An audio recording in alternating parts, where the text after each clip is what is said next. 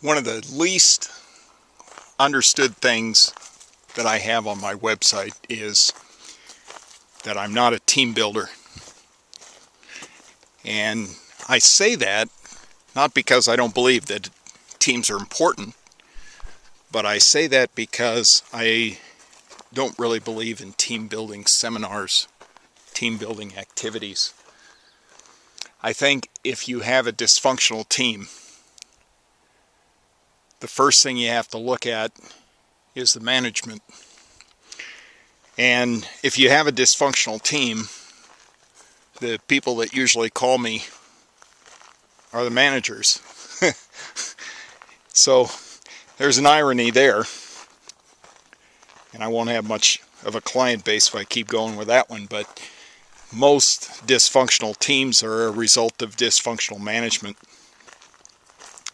So when people ask me, can you help us build a strong, functional, productive team? Sure, of course, that's something I do and it's something I enjoy doing, but you got to start with looking hard at the management. And that's where I start, is I analyze management and say, is the management doing everything possible to make the team successful? And the next thing I look for are totally dysfunctional team members. You know, no winning team is going to be built on dysfunctional team members. If you have people that just can't function within a unit, you need to get them out of that unit and get them in a position where they can work alone, or you need to fire them, or you need to marginalize them so that they don't have impact on your team. And that's just a reality. You know, I didn't give the choice of fixing them, because you're not going to. You're not going to fix dysfunctional team members.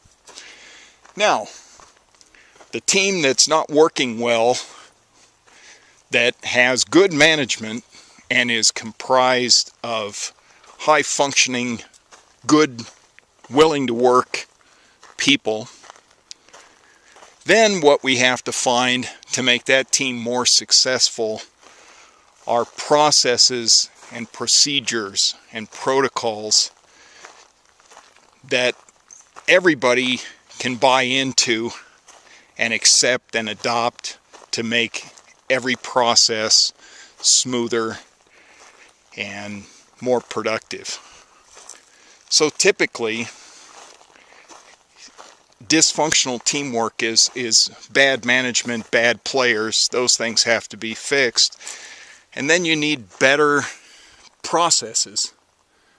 But you know, fixing the process alone won't fix a problem. I had one of these Six Sigma guys once tell me that the perfect process will work in any circumstance regardless of the people.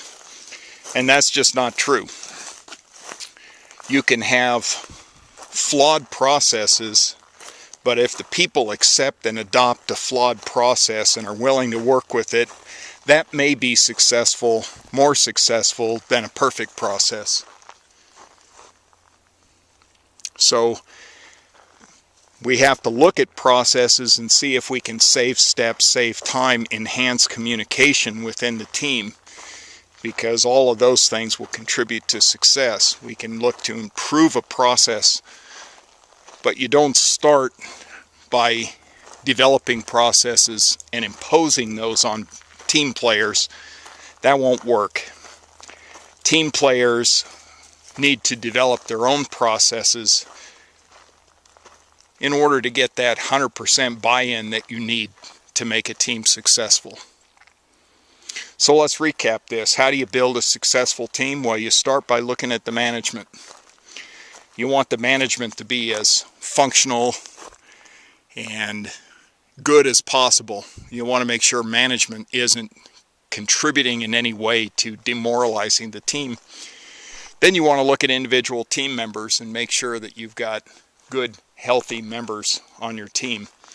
And if you don't, they need to be removed from the team, or they need to be marginalized. By that I mean they need roles that don't impact the team. They need to be moved out of the way. And then the third thing is to have the team work together to look at everything that team does and try to find better ways of doing it as a unit. And when the team develops their own methodology, they'll do a good job with it. And what they need is leadership to constantly remind them that, you know, these processes are not set in stone. They need to be constantly improved. So let's do it this way for 3 months, and then let's look at it again and see if we can find ways of improving that. And we want to be always working on better. That'll do it. You do that, you're going to have a successful team.